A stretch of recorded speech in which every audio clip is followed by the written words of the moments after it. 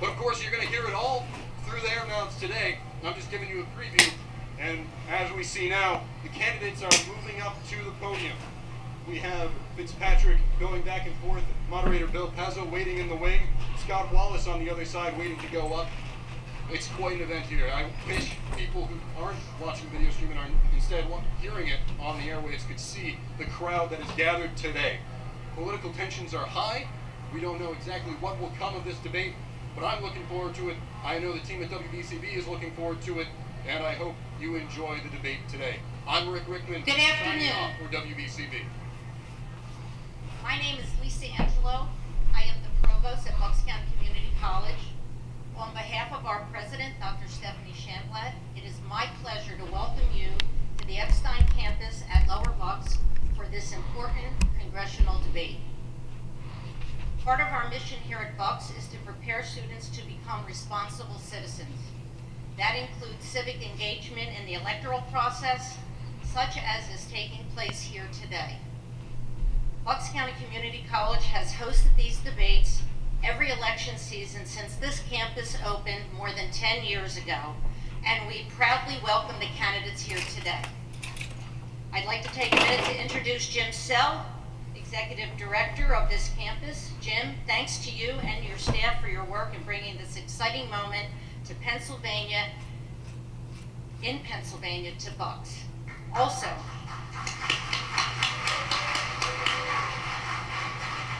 thank you to the Board of Trustee members in the audience. We appreciate your support. Bill Pezza will serve as moderator of the debate. Bill is well known in Bucks County, especially in Bristol, where he recently led the effort for Bristol Borough to win the small business revolution. His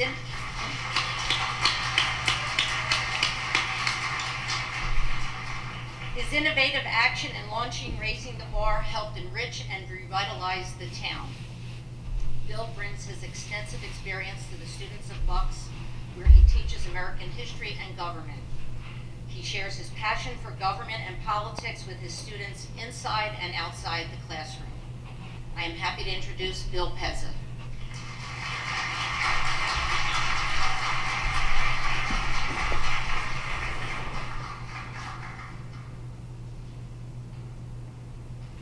Good morning. All of our questions today will be based upon what these candidates can do for historic Bristol Borough. Okay. Welcome to this live audience debate between Republican United States Congressman Brian Fitzpatrick and his Democratic challenger Scott Wallace in this, the 1st Congressional District of Pennsylvania. We at Bucks County Community College are proud to have been selected to host this event, and we are determined to provide an orderly, well-structured, and meaningful program. We see this forum as a celebration of the democratic process. I want to congratulate the audience for your involvement, and I especially want to congratulate the candidates. As I say in each election, there is no higher service individuals can lend to the democratic process than to put their name on a ballot and subject themselves to the scrutiny, rigor, and yes, the tensions of a campaign. Regardless of how we view their positions, we owe them our respect and gratitude for contributing to the integrity of the process, and I applaud you both.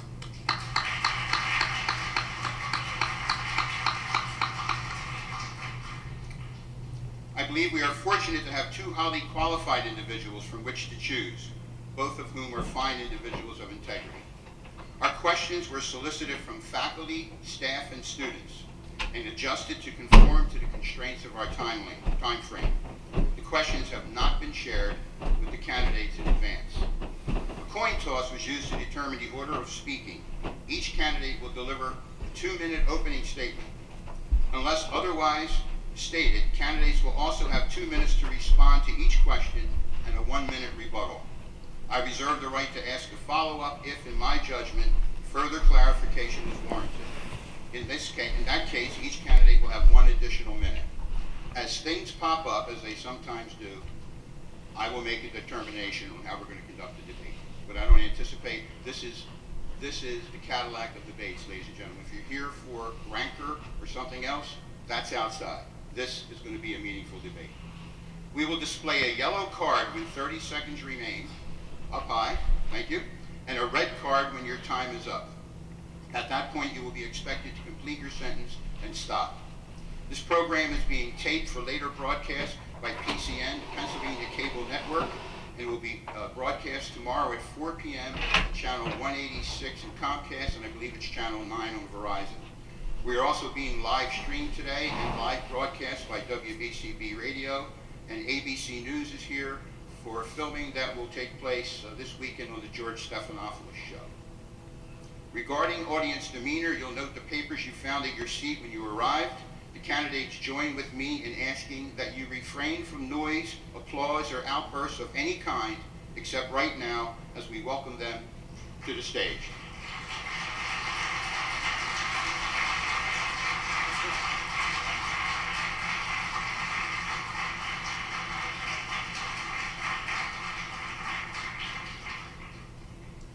Good morning, gentlemen. I must say that you both look much better in person than you look in some of those ads put out by your opposition research. I'm hopeful that both of you will commit yourselves to do something to control the use of dark money and PAC donations that run these nameless ads.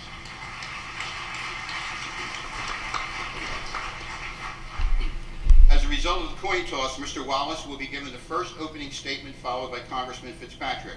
Congressman Fitzpatrick will have the first closing statement, followed by Mr. Wallace. So, Mr. Wallace, 2 minutes. Thank you, Bill. Thank you, Bucks County Community College. It's a great pleasure and honor to be here and see the huge crowd. When I was working in the U.S. Senate, I never could have dreamed of the degree of partisan rancor and division that we have in Washington today. I was hired by a couple of moderate Republicans to write bills to solve big problems. Nobody ever asked what my partisan affiliation was. It was Democrat, by the way. And it's like when my grandfather was selected by Franklin Roosevelt to be Secretary of Agriculture. He came from a family of Republicans. His father had served Presidents Harding and Coolidge. His grandfather had served President Teddy Roosevelt. Long line of Republicans. FDR didn't care. He just wanted someone who would do the job, fix the Dust Bowl, fix the Depression, bring the economy up. He helped write Social Security. He did a lot of things I'm proud of. That's the attitude that guides me today. When I worked in the Senate, we solved big problems. We helped millions of Americans with stuff like compensation for Agent Orange, veterans who've been exposed to Agent Orange, comprehensive crime legislation, the Missing Children's Act, and we did it through bipartisan science, facts, studying costs and benefits, and from that came bipartisan consensus. Now, why can't we do that again today? Simply because politicians are for sale. Instead, we get tax bills that go to the highest 1% and to the corporations, and then they come and ask you to pay for it through cuts to Social Security and Medicaid, $2 trillion worth. I think we can do better than that. I'm committed to take no money at all from corporations, corporate PACs, or lobbyists, and I think we need to get back to a government that works for the ordinary people, the working people of this country. Thank you. Thank you, Mr. Wallace. Mr. Fitzpatrick. Thank you, Bill, for hosting once again. Thank you for the community college for hosting. Most importantly, to the kids up in the balcony. It's great to see you here. It's great to see your participation. This election, as every election, is about you. So whatever your voice is, let that voice be heard. Thank you all for being here today. My name is Brian Fitzpatrick. I'm your current representative. A little over a year and a half in. And what an honor it's been to represent each and every one of you. I'm from Levittown, youngest of 8 kids right down the road here. Went to all local schools. I've been living here and voting here my entire life.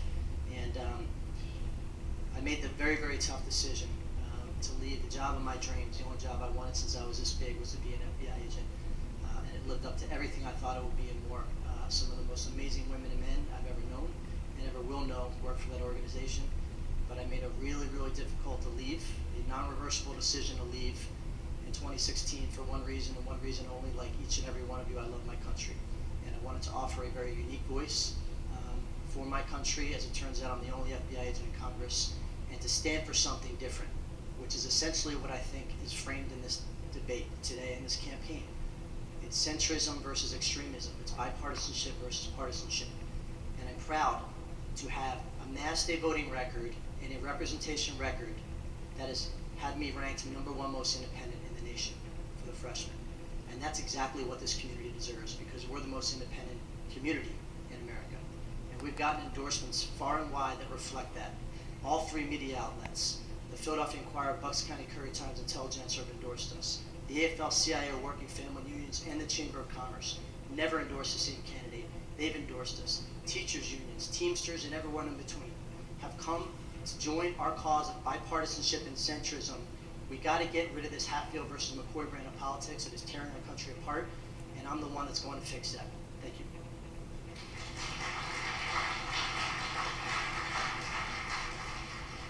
Okay, Gil, we got that applause out of the way. Seriously, we want to save time, and we don't want to turn this into a pep rally, so we will refrain from applause for the rest of the debate. We will take a break in the middle. We can all clap for 5 minutes straight if we want to, okay?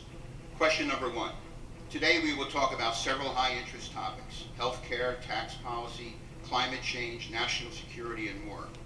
But before we do, there is something fundamental going on in our country that may transcend all of that in importance, and we simply can't have a congressional debate without approaching it. So the question is, what has happened to us as a people? What has brought us to a place where people cheer if the president speaks approvingly about body slamming a reporter or about taking protesters at a rally out on stretchers? What's happened to make people take a Democratic congresswoman's advice to go to the private homes of elected officials where their families reside in order to protest on their front lawn or interrupt their dinners at restaurants? What's happened in Congress and the Senate, where party tribalism is at its peak and compromise is seen as weakness? What has made inflammatory rhetoric acceptable? The question is, how did we get to this place, and how do we get back to civility? Mr. Wallace? Despite what's happened and the circumstances you described, I don't think inflammatory rhetoric, violent rhetoric is acceptable and has been accepted by anybody in this audience. I think as a country we are much better than that. There has been a breakdown in the national conversation. There's been a lack of civility perhaps in Congress, diminishing civility, but I think there is a path back, and it starts at the top. I wish we could rein in some of the hyper-partisan, the intolerant, the hate-mongering, the fear-mongering, the fact that we have a president now who's running on the basis of the other coming across the border. I think we should be running on a tone of positive themes, what we can do for the people of the country. I know that we have huge issues that unite us about improving health care, about fighting gun violence, about tax fairness, so we're not just taking care of the billionaires and the corporations. I think we have to stay focused on the positive agenda, getting money out of politics, especially corporate money out of politics. And I think the way we do that is what I referenced in my opening statement. You find consensus by looking at facts and science and costs and benefits, talking to real people about their problems, and then we come together around a solution. I think Congress can and will, in the next Congress, do a much better job of working together to solve the problems with positive solutions for America. Thank you. Mr. Fitzpatrick, Congressman Fitzpatrick? Yeah, I've addressed this topic pretty much since the day I got in this race last cycle, that the biggest challenge we face as a country, by far, bigger than all the substantive issues of immigration and healthcare and what have you, the biggest challenge facing our country is the way we talk to each other. And that's everywhere from the kitchen table to the White House and everywhere in between. And it's each and every one of our responsibilities to make sure that we do that. And it gets back to partisanship. It's all about partisanship. I was door knocking with J.D. Mullane. He's here with us today, and I told him in advance, if someone answers the door, they ask me what party I'm from, I tell them I'm an American. That's what I do. That's very, very important to me. And Scott made a comment in our first debate at Sure Me. He said, Brian, I'm on the Democrat team and you're on the Republican team. And I said, Scott, that is exactly what is wrong with our country. And that is exactly everything that our bipartisan problem solvers caucus stands against. Contrast that with me going to Josh Gottheimer, my Democrat colleague from New Jersey's district, and supporting him. That's what our Problem Solvers Caucus believe. We believe in standing with good people. It doesn't matter what their party affiliation is. We stand for what's right.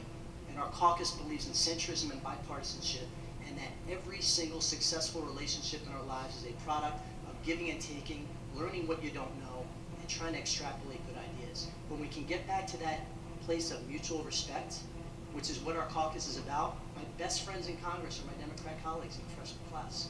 We're not just colleagues, we're friends. We care about each other's families. We want to see each other succeed in each other's districts. We want to co-sponsor bills with one another. And we stood together on the floor of the steps of the House of Representatives outside the Capitol, and we signed a civility pledge, each and every member of the freshman class, Democrat and Republican, that we were going to find the positive things about each one of each other's personalities and work to focus on that and advance bipartisan causes. That is what we need now more than ever. Thank you. Mr. Wallace, you have to 60-second follow-up if you like. Sure. I totally support the idea of casting aside party labels and working together. I mean, as I mentioned, that's what happened in the Roosevelt administration. I totally support that, not caring. Unfortunately, that atmosphere does not prevail today. My esteemed opponent voted for Paul Ryan as Speaker. That's the agenda that you cast your vote for. The word that appeared next to his name on the ballot was not American, it was not independent, it was Republican.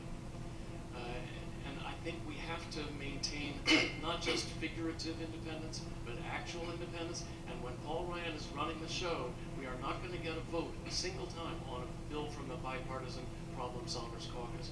Paul Ryan is not, unfortunately, on board your agenda. So therefore, gridlock, full stop. Can I respond? Yeah, 60 seconds. Yes. Scott, again, you've criticized me in the past. You say Brian never uses the word Republican. That's exactly what we need, Scott. We need that kind of civility. And we've committed in the Problem Solvers Caucus to a break the gridlock package where we're only going to support a speaker candidate that supports those rules changes. I'm the only one on board with that. And civility is everything, the way we talk to each other. Like I said, everywhere from the kitchen table to the White House, and not cursing at each other during debates. That civility is really important too. Oh, stop. Okay, question number 2. Polls tell us that health care is at the top or near the top of what is on voters' minds. Where do you perceive policy differences between the two of you? Can we provide access to affordable health care to all Americans? If so, how? And please include reference to Medicare. We start with Mr. Fitzpatrick. Yeah, so I voted against multiple attempts to repeal the ACA. I think the decision in front of any legislator, regardless of what topic we're dealing with, is you look at what currently exists as far as the legislative landscape on any given topic, you look what's being proposed on the floor of the House, and you make a decision based on the people you represent in your district. It is better than what exists, or is it not better than what exists? And I made the decision, different things on different bills on health care. I thought that what was being proposed was worse. And I stood by that decision all the way to the very first budget vehicle that launched that ship. And I think that, again, our caucus has a bipartisan solution that focuses on 5 key areas of bipartisan compromise: fully funding CSRs and cost-sharing reimbursements, repealing the 2.3% medical device tax, getting out-of-control lawsuits under control.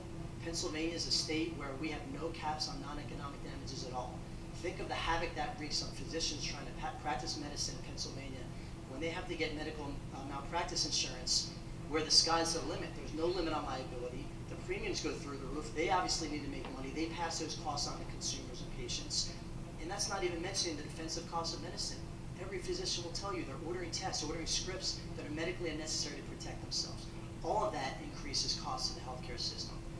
State stability funds to help states fund things like pre-existing conditions, allowing for interstate competition, which is already permitted under sections 1332 and 1333 of the ACA, but giving HHS the ability to enforce those regulations. There are bipartisan areas of compromise and agreement on healthcare that will bring costs down and expand access.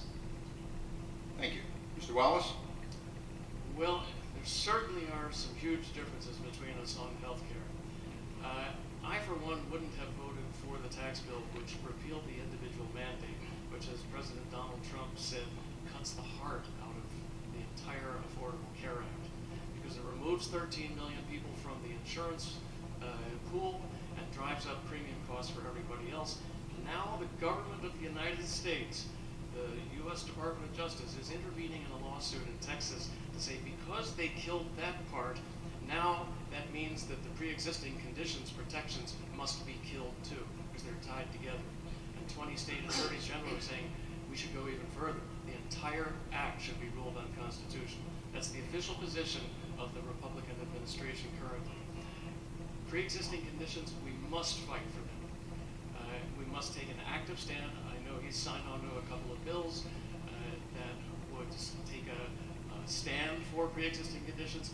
It consists of 88 Republicans who regret their vote to repeal Obamacare and are realizing now that that was a big mistake. My learned opponent has also voted for junk plans, which allow insurance companies to avoid the 10 essential health requirements that must be covered by insurance companies. And he voted for, as I said, Paul Ryan, who has a record of voting 70 times he brought to the floor bills to repeal completely Obamacare and replace it with nothing.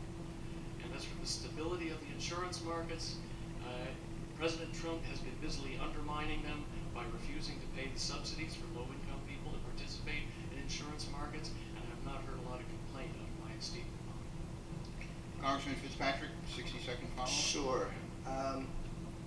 Scott, I'm hearing you throw the word Republican out. Do your best to try to keep party labels out of the debate, because really it's important, okay?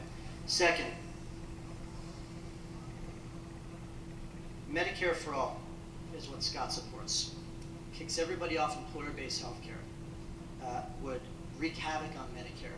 It would inject a ton of people into the system, kill innovation, and cost $32 trillion over 10 years, which would result in doubling of tax rates. I don't believe in a one-size-fits-all, nor do I believe in the Wild West. Our Problem Solvers Caucus, we have limited time here.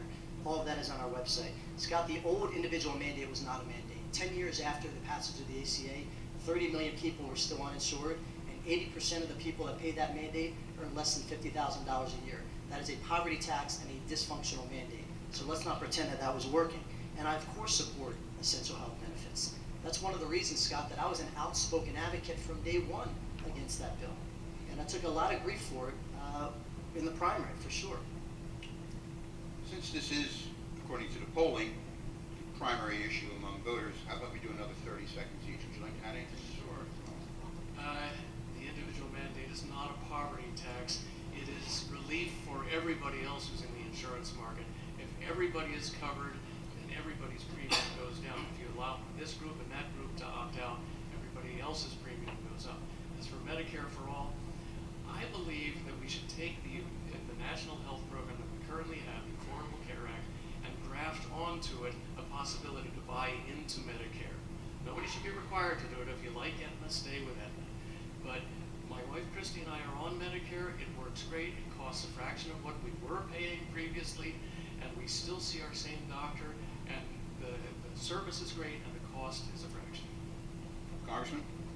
Yeah, single payer should scare everybody. It should scare seniors on Medicare. It should scare people on their insurer-based health care plans, and it should scare every taxpayer.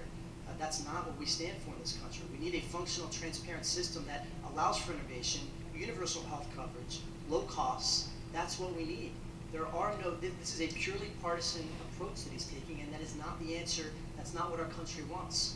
And that's not what the problem solvers stand for. We stand for centrist proposals that bring people together to advance the cause, and that's what we believe in. Scott, a mandate that has 10 years after implementation, 30 million people still offer their insurance, still is not a functional mandate. Time. Question 3.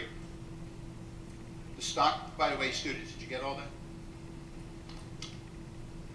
The stock market is up. Unemployment is at a multi-decade low. Hourly wages are reported to be up slightly. To what do we attribute these numbers, and how do we sustain them? Mr. Wallace? Well, the stock market unfortunately went down about 600 points yesterday. Folks are saying there may be correction in store. It's been quite a rise. Since the year that Barack Obama started the stimulus package, the line has been straight up since then. There will be a correction. I wouldn't get too overconfident about it, about the direction of it. Real wages are down. Folks are not feeling the great benefit of his tax plan. Bill Gates, I think, is probably pretty gleeful about it. It's a lot more money for him to put into his foundation. Billionaires and corporations are doing just great from the economy. Shareholders in the biggest corporations are doing great. $1 trillion of the tax cut went to shareholders, wealthy shareholders. 40% of that, incredibly, went to foreign shareholders, Saudi sheiks and Russian oligarchs. I can think of better things to do with $400 billion of American taxpayer money than to make wealthy foreigners wealthier. So I think we can take that kind of money, if we have it, which we didn't, by the way. If we have it, we should invest it in infrastructure. We should invest it in education. We should invest it in people, roads and bridges, broadband internet. Invest in jobs here. In the Roosevelt administration, they had the Works Progress Administration. My grandfather designed and ran the Civilian Conservation Corps, building up basic infrastructure programs in America, creating jobs, lifting people out of the Depression. We had a government that was on the side of ordinary working people. Now we have a government that's solely on the side of billionaires and corporations. And I think we've got to take some serious steps to turn that around. Congressman? So he takes a question about the booming economy and he attacks the Republicans. It's a great answer, Scott. This is what I will say about the economy. It's a very, very complicated mix of factors. I think the key to economic growth is always finding that point of equilibrium on tax policy, finding that point of equilibrium on regulatory policy, and having a robust workforce and development program. Tax equilibrium, not having tax rates that are so high that they're crushing economic growth, not so low that they're bleeding revenue to the government. Same on the regulatory front. Not having regulations that are so redundant and duplicitous that they are crushing growth, but not so weak and deficient that they're putting workforce safety and environmental standards at risk. And then the workforce development piece. We have 7.1 million unfilled jobs in this country. We've gone from an economy that was asking where are the jobs to an economy that's asking where are the employees.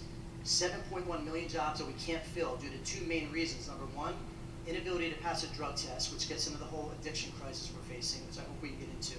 Second is the skills gap. And we just got a $1.4 million grant for Bucks County. Only 2 counties out of 67 counties in Pennsylvania got it. We got it here. It's going to help train employees to fill these jobs for the next generation of workers, and it's critically important. And it's a matter of finding that compromise on tax reform and regulatory reform. It's going to take time.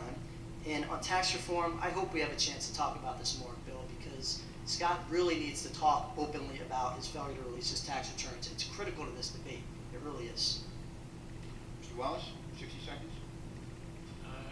I'm not going to play these political stunts about releasing tax returns when my esteemed opponent has voted 18 times against requiring Donald Trump to release his. This is part of a simple strategy of smear and distract. I'm here to talk about the questions that Bill is asking and the questions that you all want to talk about. Taxes, healthcare, education, fairness, opportunity. Let's not play games. Do I get your Patrick? 60 seconds. We can get the answer to the question very easily. You know, he's talking about tax reform, the old code versus a new code. It's very simple. I give my tax returns. I live in a 1-bedroom condo in the same township I grew up in. He's got properties all over the world. He's the 1% of the 1%. We both give our tax returns. We have accountants apply the old tax code to those tax returns, the new tax code, and you will have your answer. He won't do it, and folks, the reason he won't do it, and I will tell you, and he can prove me wrong very easily. He benefited from that old 1986 tax code, that 70,000-page monstrosity that was riddled with tax deductions and loopholes for the ultra rich. The only ones that could afford the sophisticated tax attorneys to navigate that were people like Scott. Scott, we could get the answer. We could put this issue to bed once and for all. We could save all this money on TV ads, donate the money to charity. Another thing I offered you, which you declined. Give the people the information. Leadership starts at home. And I agreed. I would stand on a stage with you, call on the president to release his tax returns. You and I could set the stage and do it on our own. But you've said no. Let's do another follow-up on that. I've had mild interest in President Trump's tax returns. I guess I'd be interested. I'd like to know what my next-door neighbor's tax returns are, but we're not going to go that far. But would you both be willing to commit now that you can support legislation to require all candidates for federal office to release their tax returns? Just a yes or no. Yes. Mr. Wallace? Sure. If it's all, and it's applied to the president as well. Absolutely. Then why wouldn't you do it, Scott? Okay, we're not going to have cross questions. All right, moving on. Question 4. Republicans attribute the current economic growth predominantly to the tax bill passed in 2017. Democrats say the tax bill was a boon for the wealthy and upper income groups, but did little for the middle and lower class. We just heard that. A concern expressed is that the tax bill will explode the deficit. Deficits are something that we don't often think of. I remember Walter Mondale running for president. His prime message was we have to reduce the deficit. Everyone fell asleep, and we know the result of that election. But deficits are important, and they come back to us years down the road. So would you please address the deficit? Will the tax bill shrink the deficit because of increased federal revenue from the tax side, or will it, in fact, hurt our economy? And Mr. Fitzpatrick, you're first. Yeah, and that answer is all dependent upon our growth in our economy, because that's what all these numbers are based on. And the CBO estimate that had that 1.5 trillion estimate was based on a predicted GDP growth rate of 1.9%. We went for well over a decade of growth under 2%. It was hovering around 1.5, 1.6% growth in GDP. The estimate was based on 1.9%. In 1 year, last year we were 2.7%. Last quarter, 4.2% growth, which is very robust. What we can hope for is staying above 3%. That's the critical piece. And if you look at the times when we had a budget surplus in our government, back in the mid-90s, that's when we had massive economic growth, where revenues were pouring into the federal government and we had budget surpluses. That's what we need to get back to. And we can have fair debates about what the best way to get there is. And economists disagree, of course they do. But what we can't do is stick with a 70,000-page monstrosity that was written in 1986, when nobody had a computer in their home, when digital communications didn't exist, highest corporate rate in the world, a monstrosity of complicated regulations on the individual side. We had to simplify it. And we can amend it as we go forward, but it is leading to economic growth. The proof is in the economy, and I tell everybody this. We don't need to hypothesize when it comes to tax reform. The economy is going to tell us one way or another, was it good or was it bad? And let's watch how the economy reacts and adjust accordingly. Mr. Wallace? Well, I hate to burst your bubble here, but the Republican tax bill that my esteemed opponent signed off on did very well for me. It gave me a couple $1 million that I didn't need and don't want. And I've been saying the rich should pay their fair share. This tax bill did not do me any harm. And I'm committed to, I'm putting that money into this campaign, by the way, because it's a public service, I think, to reclaim our government for the sake of the people. Now, he says the tax bill is going to pay for itself. CBO estimate, the Congressional Budget Office at the time the bill passed said, we predict 1.9% growth over the next many years. And he saying, well, maybe we can keep up this level that we had last quarter of 4.1%. No, that is not sustainable. As growth goes up, the Federal Reserve raises interest rates, and that brings growth down. So Wall Street Journal a couple of days ago did a survey of 60 leading economists in America. Their consensus was growth will be somewhat less than the Congressional Budget Office estimated. It'll be 1.8%. So the $2 trillion hole that tax bill just blew in the national debt is still there.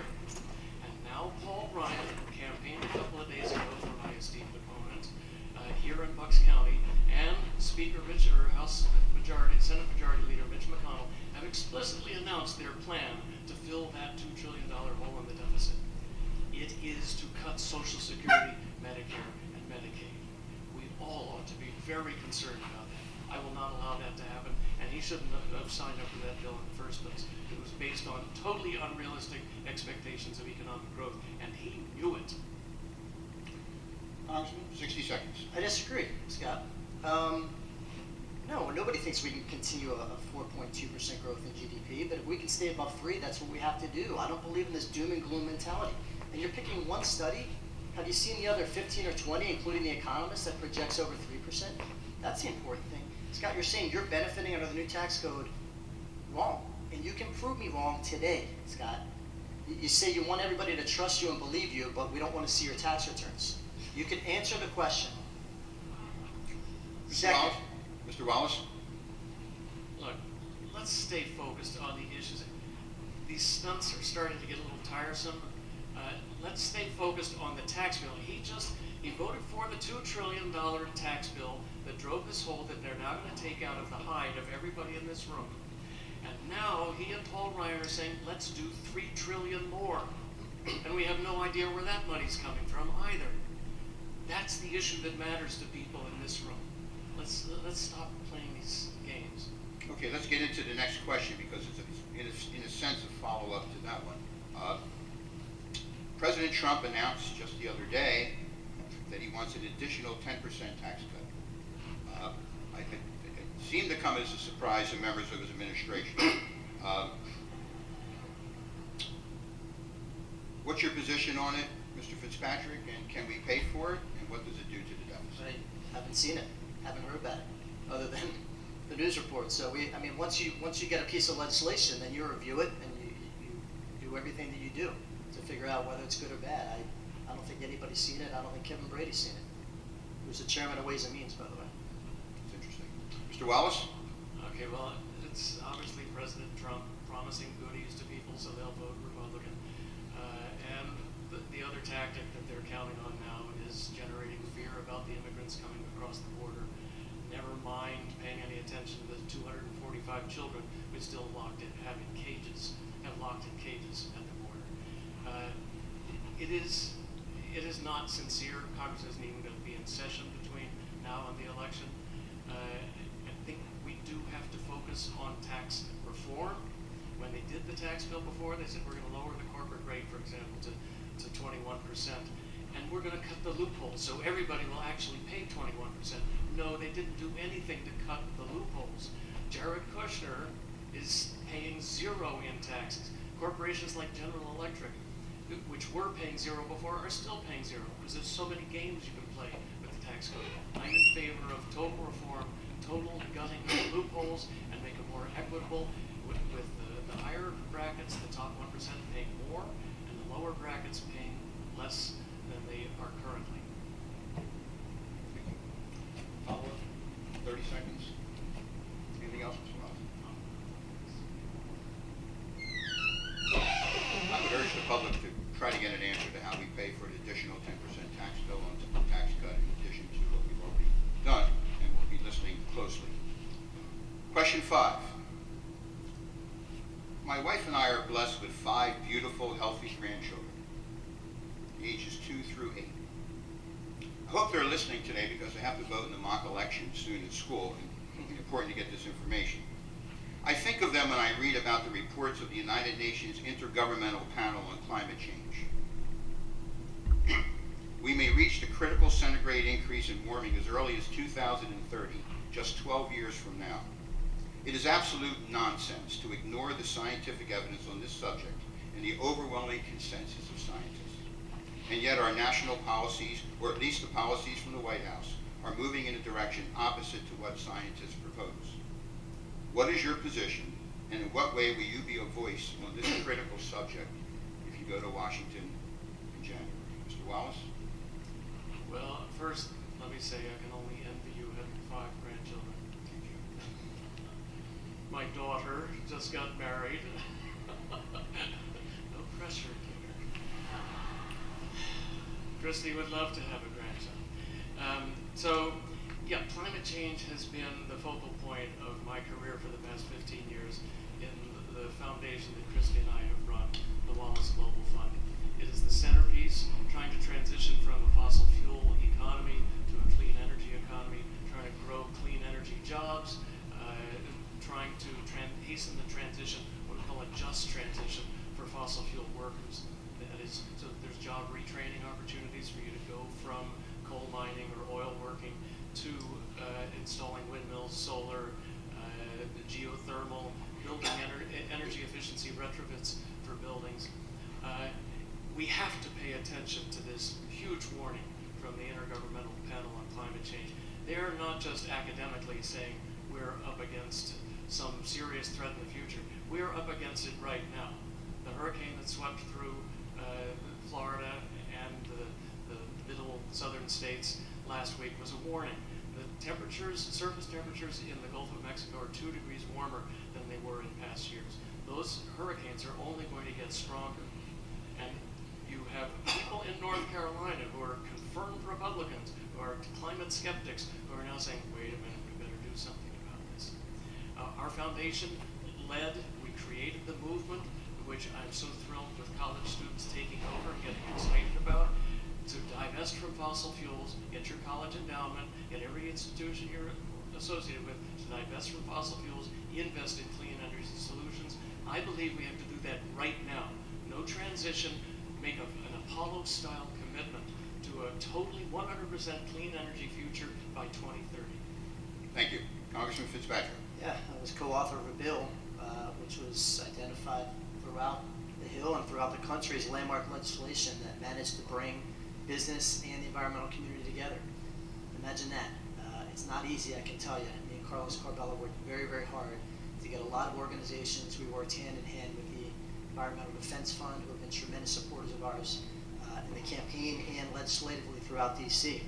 And it essentially is a $24 per metric ton tax on carbon emissions that would get us not only to the Paris standards, but exceeding it, and more importantly, would earmark those funds specifically to transportation and infrastructure rebuild, which is a huge gap we have in this country right now.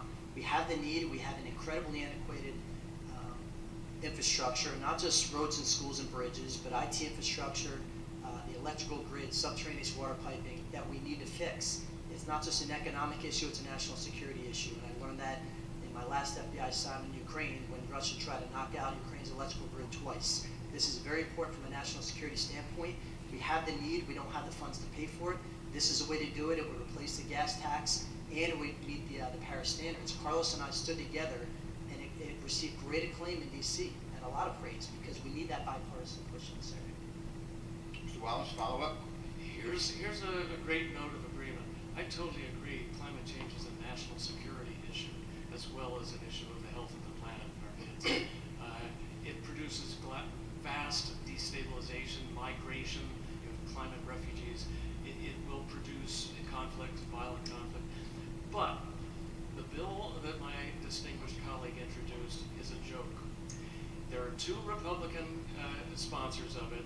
It was introduced 3 days after Paul Ryan, the House Speaker, ran through a resolution saying, under no circumstances will this House ever consider the notion of a carbon tax.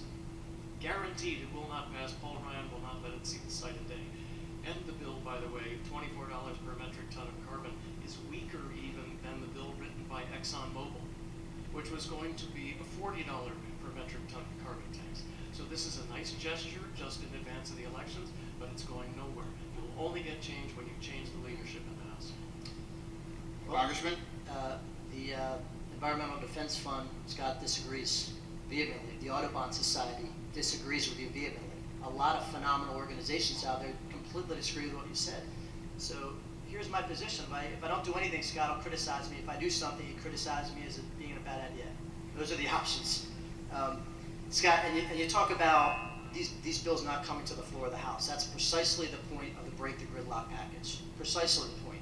Because we have a Congress that is perpetuated under both Republican and Democrat rule, where you could have an unfathomable situation where you have 218 co-sponsors on a bill, enough to pass a full floor vote, and yet it gets jammed up in committee. And both parties, Scott, have been responsible for that. The Bipartisan Problem Solvers Caucus, Democrats and Republicans have come together to do a very, very bold rules change package. We have made ironclad commitments on this. That is the only thing that is going to break this logjam and get progress in all of these areas. It's not this it's not this extreme partisan approach, Scott, where you label everybody as one party or another and criticize people who think differently than you. That's not the path forward. Fine. Thank you. You guys have been great. Let's take a minute to take a breath and give the candidates a hand for their efforts.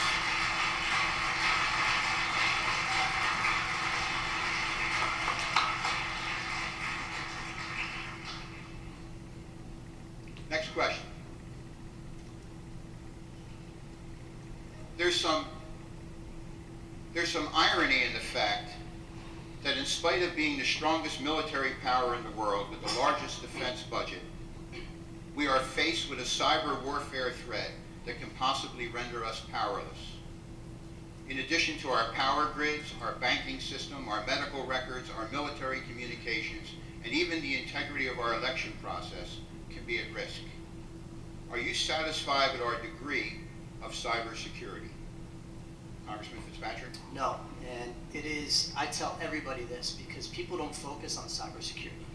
My Homeland Security Assignment Committee, my subcommittee, the one that I requested was cybersecurity. Physical acts of terrorism, overt and covert acts of counterintelligence are huge threats, and I worked all of them. Cybersecurity issues are the biggest national security threat we face as a country. And I saw it my 14 years in the FBI, I see it now as a member of the Homeland Security Committee. We are so far behind the curve on cyber security, we can't even see the curve. There are countries that are way ahead of us, and it requires a strong bond and a strong collaboration with the private sector. We did it with the FBI. We have to get ahead of these phishing schemes, spoofing scams. There's a whole set of problems that allow our electoral system to be compromised, our electrical grid to be compromised, and our cyber intelligence to be compromised. It's a huge problem. It's probably been one of the most important things that I've worked on. Myself and Brendan Boyle have a bill that deals with the Ukrainian issue, a bipartisan bill that he and I co-sponsored together. We got it through, we got it past the House several months back. It is a huge problem. It's one that I actually talk a lot about because people don't talk about it because you can't see it. You can see physical acts of terror. You can see physical acts of violence. You don't see these kinds of threats. But a significant cyber attack can cut a democracy off at its knees and can cripple an economy. And it's got to be a big, big part of our focus. And when I went to Afghanistan to meet with General Nicholson, I made a commitment that every single year I'm in office, I'm going to spend Christmas Day with our troops overseas. I met with him. We had a long talk about this. He asked for a couple of things, and if we get into military discussion, I can talk about what that was. But the crux of our conversation was cyber warfare and cybersecurity. Wallace? Sure. Just going back briefly to close the loop on the last question about partisanship and why we can't get things done. There is a rule in the Republican Party, which is carried out by Paul Ryan, the Speaker, that says we will not bring to the floor any bill that does not have the support of a majority of the Republican Party. That is very partisan. If a bill has support of a majority of the Congress, that's not enough. I know it's part of the reform package that he's proposed to get rid of that, but that's what we currently have. As long as Republicans are in power, you will have that kind of rule and that kind of division. Now, cybersecurity, totally, we have to be concerned about a repeat of the 2016 election fiasco, which I don't think this administration has acknowledged. The 18 intelligence agencies that said we have a huge problem, Bob Mueller is looking into it. I hope we'll have a solution soon. But meanwhile, 12 days from now, we have an election coming up. There was a proposal before the Congress to add $300 million for election security in light of these unprecedented attacks that we know are percolating along, that we know are going to target a state like Pennsylvania, which does not have paper trail on its ballots, and it is vulnerable. And my distinguished opponent voted against it, and the Senate voted against it too. I think we should be paying much more attention, taking it much more seriously, and not just speaking words about it, but actual action to protect our elections. Congressman? Listening to Scott, I mean, his belief is that one party has all the answers to all of our problems and the other party doesn't. That is a very uninformed view, Scott. It really is. The reality is both parties are broken. And that's a fundamental difference in the viewpoint between he and I, and that is exactly what this gridlock package does. When you go in there as a brand new member of Congress as a freshman, spending 14 years in an organization that is charged with saving people's lives, and people screwed up, people died. This is a very serious responsibility we had for 14 years. You go into a dysfunctional system that is incredibly broken. We've identified the problem. We've got the pathway out of it. But the only way we do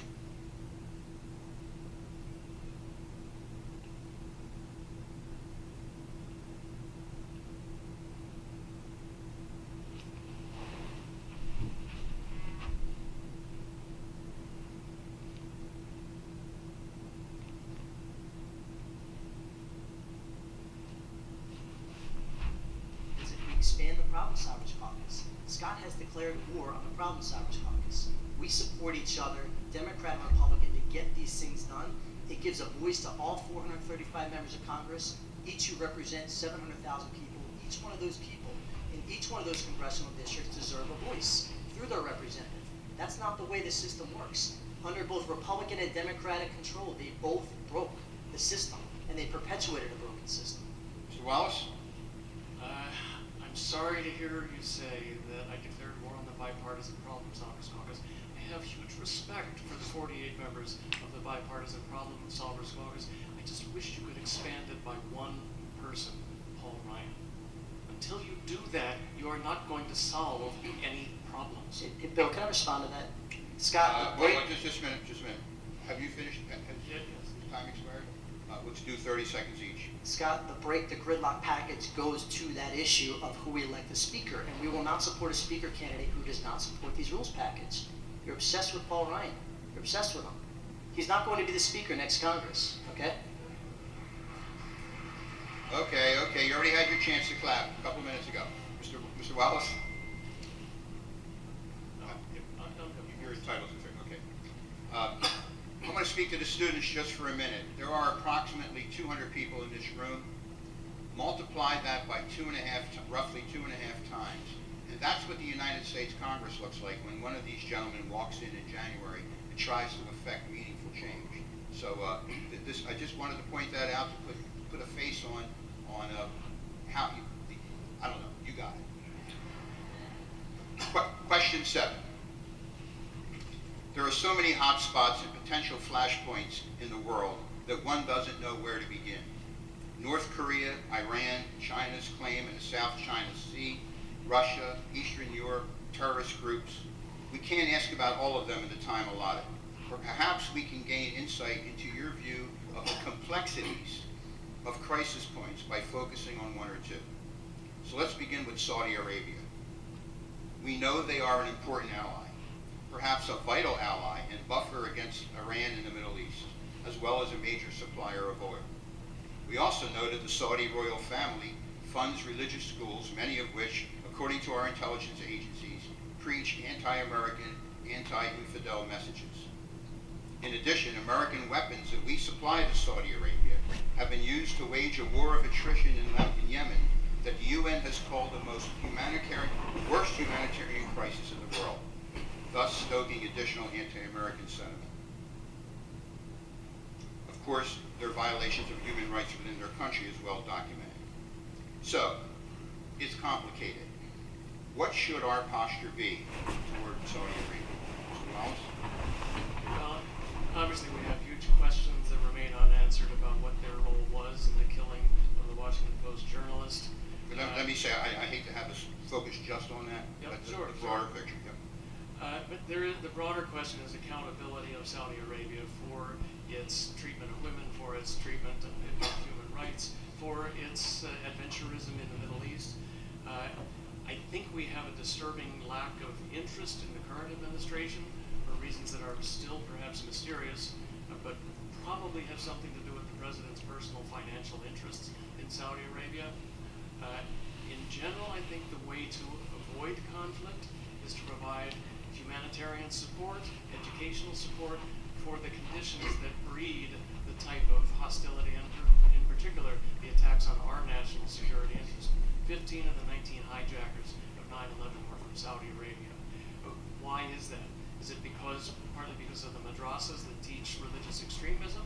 Is it because people's lives are miserable? Our policy currently in the Middle East, in Israel, is to suddenly start withdrawing aid from desperately poor parts of populations in the West Bank and in Gaza.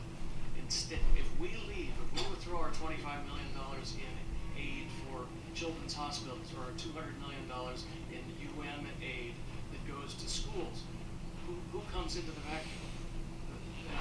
Hamas comes in with the madrasas. And then do we need a West Bank and Ramallah taken over by Hamas? Do we win or do we lose when that happens? And now we have the president threatening to take away aid from the countries from where these migrants are coming, 7,000 people. We're going to cut aid to Honduras, Guatemala, and El Salvador, and that is somehow going to reduce the pressures on these people to migrate to America. We have to stop being counterproductive and start thinking about the best way to prevent and avoid conflict. Congressman? Yeah, of all the challenges we face from a national security standpoint, counterterrorism, cybersecurity, of all 195 countries on this planet, the complication largely exists for the most part in that region of the world.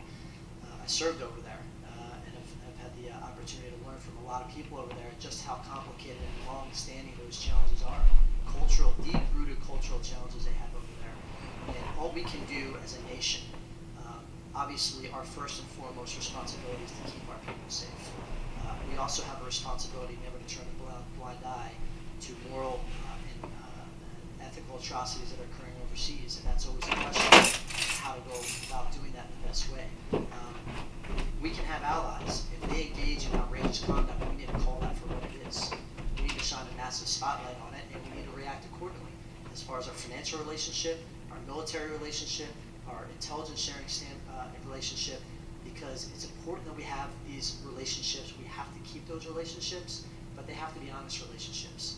They have to be based on honesty and transparency, and we can't turn a blind eye to atrocities for some other purpose.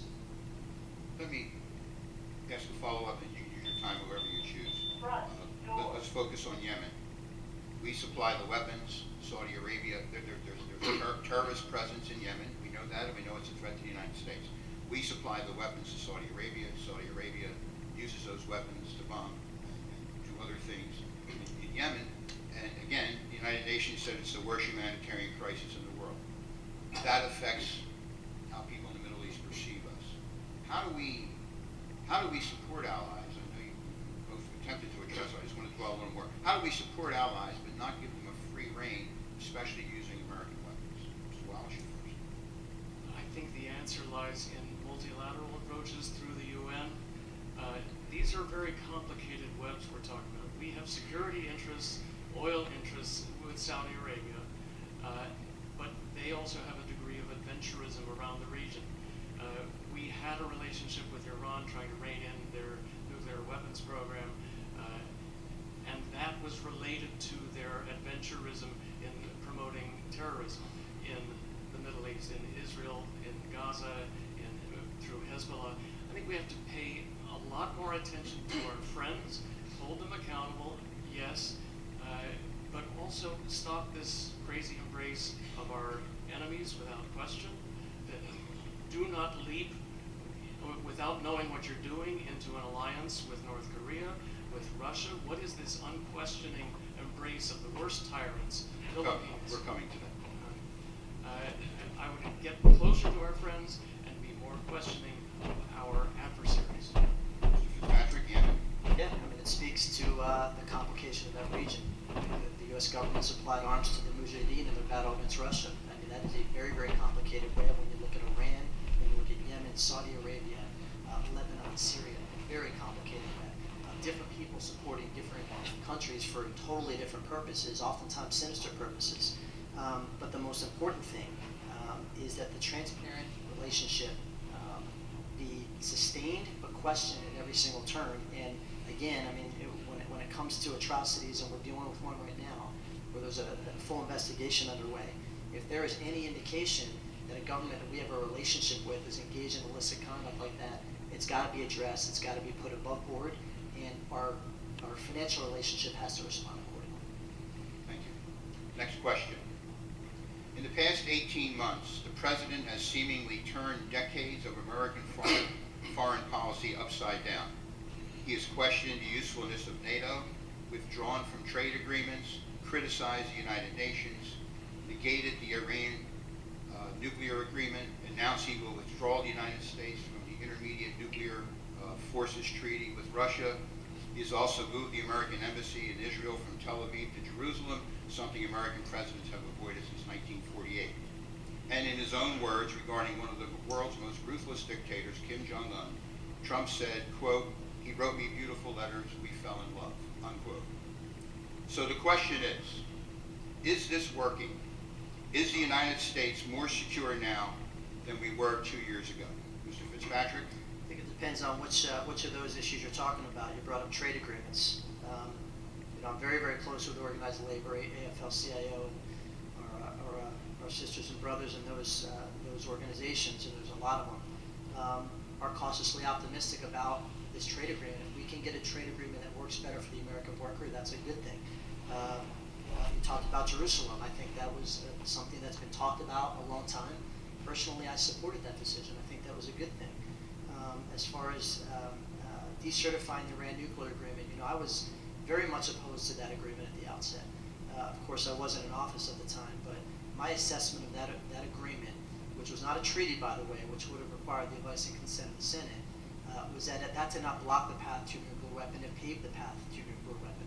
It injected $150 billion into the Iranian economy in previously frozen assets, and the lifting of sanctions allowed that and continues to allow that economy to grow at a clip of 10 to 12% per year, faster than it otherwise would, for an entity, the Iranian regime, that everybody agrees is the world's largest state sponsor of terrorism.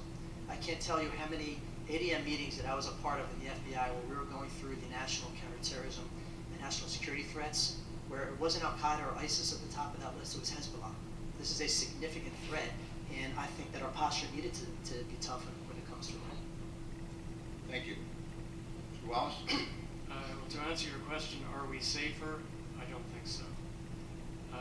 This is a complete, chaotic, destabilizing policy, to use a generous term, that we are engaging in around the world in the most sensitive hotspots.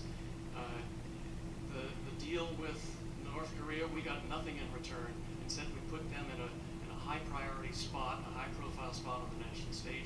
We give them credibility and got nothing in return. I don't agree with abrogating the nuclear deal. It needed to be more. It needed to deal with terrorism, and it needed to deal with Iran's terroristic exploration and support of Hezbollah and Hamas. But it was a 10-year hold on Iran's nuclear ambitions. I think that abrogating the Paris Accord was insane. We are now an international pariah. Abrogating the nuclear deal that Ronald Reagan made with the Russians makes no sense whatsoever.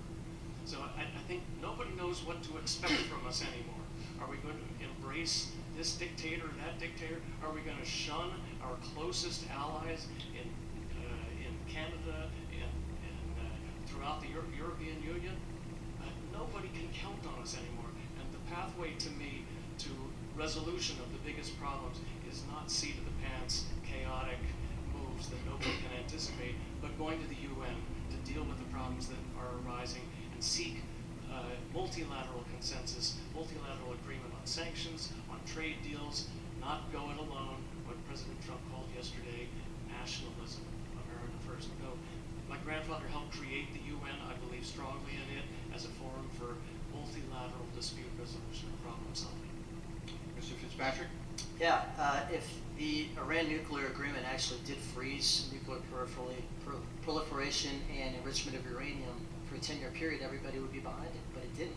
The meat of that agreement was anytime, anywhere inspections, which were thrown out of the agreement, and they were violating it on a regular basis. And that was the concern with that. Okay, thank you. Mr. Wallace? Well, actually, the Iran nuclear deal does still have the support and endorsement of every other European nation that supported it. America is the only country that got out. Iran is still actually bound by its agreement with the other 6 partners. I could say one other thing, Bill. All right, we'll do 30 seconds each. Yeah. One thing we didn't talk about was Ukraine. I think it's important that we talk about a lot of the areas in that region. Crimea was annexed essentially with impunity. The Donbass region was being invaded by Russian separatists at a very aggressive clip. And I can tell you, having served over there, there was a lot of frustration with the members of the Ukrainian Rada, with the members of the administration, and amongst the citizens about a perceived turning of our back on them. They needed our help. Brendan Boyle and I have been very, very ambitious about speaking about that and getting them their support on the cybersecurity front and getting them the military assistance they need in the eastern region and the Donbass region. So there have been, I think it's important to recognize, there have been a lot of successes in that regard. Things have quieted down over there, and I think they have in a lot of other places as well. Mr. Wallace, any piece of that question you'd like to address? Sure. I totally respect my esteemed opponent's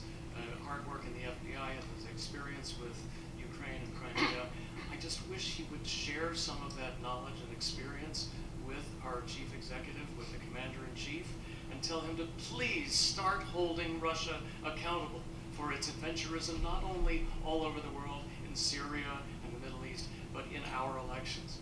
Please start holding President Trump accountable. If you won't do it, the Democrats will. We're going to move on to question 9. This question is about immigration. I'm not sure where to begin. I've been on this stage with candidates for Congress since 2004, and the question remains the same. I want to turn our attention to the estimated 12 million undocumented immigrants living in this country, some of them for decades. Do you support a pathway whereby they can obtain legal status? And going further, do you support a path to citizenship? Mr. Wallace?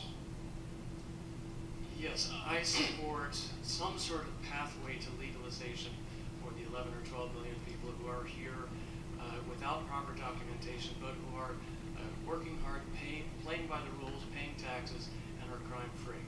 We cannot deport our way out of this problem. We tried that in the 1950s under President Eisenhower. It was a disaster, both in terms of implementation, but also human rights and a black eye on America in the world. I totally support comprehensive immigration reform. I worked for Senator Alan Simpson, a moderate Republican from Wyoming, the last time we had comprehensive immigration reform in 1986, and I can tell you it was like pulling teeth. It took him 10 solid years of hearings and negotiating and talking about the rights of immigrants and balancing their rights and their hopes and their dreams against the need for border security. And then the third piece, which seldom gets talked about, is employer sanctions. Some accountability for the employers who are the magnets that draw people here. And then some way to enforce that, which gets down to the question of a national ID card that employers can check, which of course upsets the ACLU because we don't want to have a national identifier card. It is complicated, but we have to do it. In the meantime, we have some huge questions that need immediate resolution. We need to deal with the dreamers. They had the rug pulled out from under them. They were on their way to citizenship until President Trump withdrew their status and cast their entire families, their parents, their kids in doubt. They're now looking over their shoulder, wondering who's coming to get me next, as well as a lot of legal green card holders. And we have to deal with the children at the border. 245 children still hadn't held in cages. My distinguished opponent sits on the Homeland Security Committee. I would be issuing subpoenas, calling those people in there and saying, where are the parents? Put them together with the children and do it right now. Mr. Fitzpatrick? Yeah, so Jimmy Panetta, one of my closest friends in Congress, he's my Democrat colleague from California, Leon Panetta's son, just a brilliant man. He and I worked on an immigration reform bill, and I will tell you, having spent 14 years in the national security world, coming into Congress, being a year and a half in, the two substantively most complex and politically most sensitive topics that we've dealt with that have proven the biggest lifts have been immigration and healthcare. Immigration is a multifaceted problem. It's comprised of a border component, which is critically important. All 1,900 or so miles of the border, very, very different terrain throughout.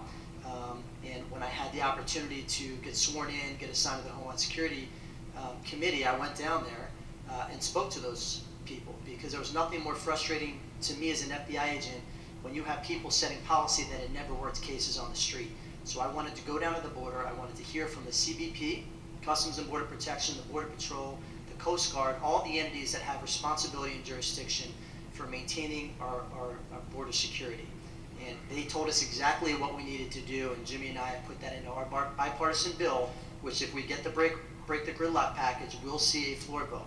It also deals with the dreamers, people that came here at age 6 due to no fault of their own, who are as American as every single person in this room, and protecting them. It deals with an guest worker provision. It deals with E-Verify. It deals with the visa lottery. It deals with everything. Our last immigration rewrite was in 1986. Think about all the changes that have occurred in our country, all the changes that have occurred in our border, and U.S.-Mexican relations, U.S.-Canadian relations since 1986. Both parties have failed. Again, I'm going to repeat that. Both parties have failed at this. Since 1986, the problem solvers have a bill, and if we get our package to the floor, which if we have the numbers, we will get it in our caucus, this will get an up or down vote, it will pass, and the problem will be solved. Mr. Wallace, 60 60-second follow-up? Well, it's great to have the bill, the bipartisan bill, and the trip to the border, and that's all good, but it will not come to the floor of the Congress. We have a Speaker of the House, a leadership of the Republican House, which will not let it, because they're still busy trying to build the wall. And if we think that we're going to use 3,000-year-old technology from China, when we have since developed new means of policing a border, policing a line, that is the obsession right now. And God bless the bipartisan solutions, but they're not going to happen.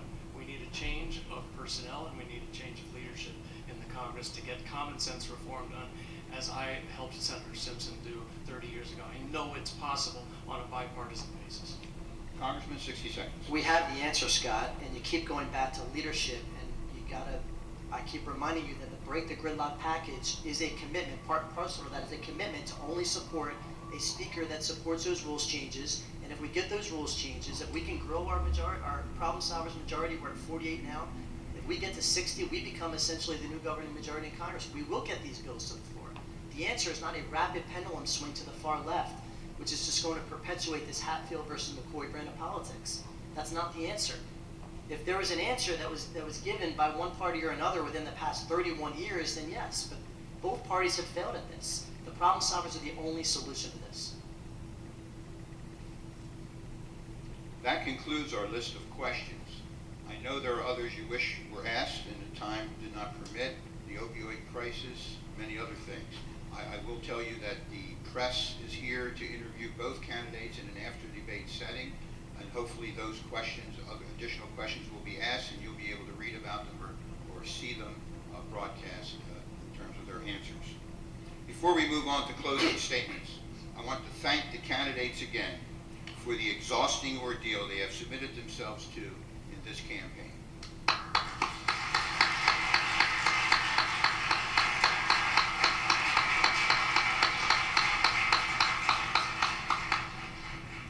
I want to thank the entire college staff for their work in putting this together, and I'd be remiss without saying that they have graciously provided hot dogs, which will be in the back of the room on the way out, and as the audience, you have certainly earned them.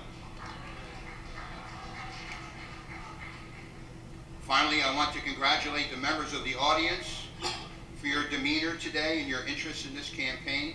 I especially want to recognize the high school and college students in the audience.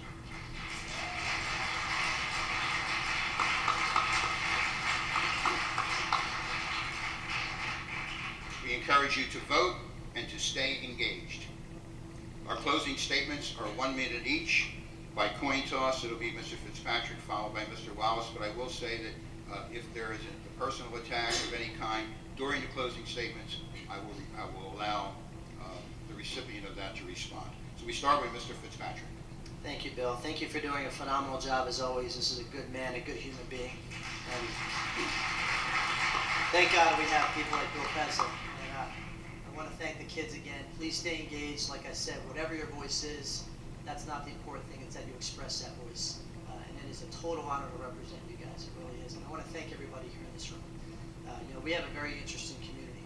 It's a split community. It's a divided community in many regards. Challenging from a representational standpoint, but you are engaged. The fact that each and every one of you are here today, engaging in your democracy, tells me all I need to know about each and every one of you.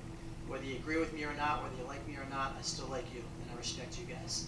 And I think that ultimately this comes down to whether we're going to grow the party, and grow the country from the center out, or whether we're going to kind of perpetuate this kind of extremist mentality. And I think it's really, really broken. I really do. And that's what breaks my heart, is to see how people talk to each other, how people lead discussions with what party are you from, and how people are suffering from their relationships because of this stuff. We got to figure out where the bipartisan compromise is and expand that. That's really the path forward. That's the way our country is going to survive and sustain. Thank you. Mr. Wallace, take a minute and a half. Thank you. Sorry, Bill. I want to echo the thanks to all of you here, and especially the kids. That's what's going to change this country, change our direction, smack some sense into us so-called grown-ups. Fossil fuel divestment, you guys are leading the charge. You took the ball and ran with it. Gun reform, you guys are shaming us into action. We're going to take real action on guns, including banning assault weapons and repealing the gun manufacturers' immunity that they have. The kids are inspiring us, and they make us think that anything is possible. There are huge differences between the two of us up here on the stage. And so don't be fooled about talk moderation. We've got a question, huge differences on medical care, on what we're going to do about it. We have huge differences on guns. We have differences on tax policy. Are we going to be a country for the rich or for the 99%? We have huge differences on whether we're going to have a robust EPA, whether they're going to stay in the Paris Climate Agreement. We have something even bigger on the ballot. It is our nation's soul. It is our moral core. It is who we are. What are our values? Do we value a free press? Do we value the truth? Do we value facts? Do we value the rule of law? Our intelligence agencies, the FBI, the courts? Do we value fundamental decency? Those things are on the ballot. That's why I'm running. I've never run for anything before. The soul of America is at stake in this election. Please vote. Thank you.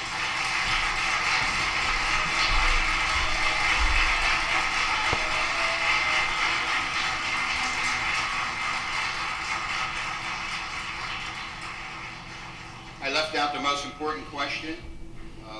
Whichever of you wins, would you commit to returning to this stage 2 years from now for another debate with your new opponent? Yes, sir. Thank you. Write that down, please. Thank you very much. The candidates do need to get to their press sources, so if you'll let them migrate through the room, it would be helpful.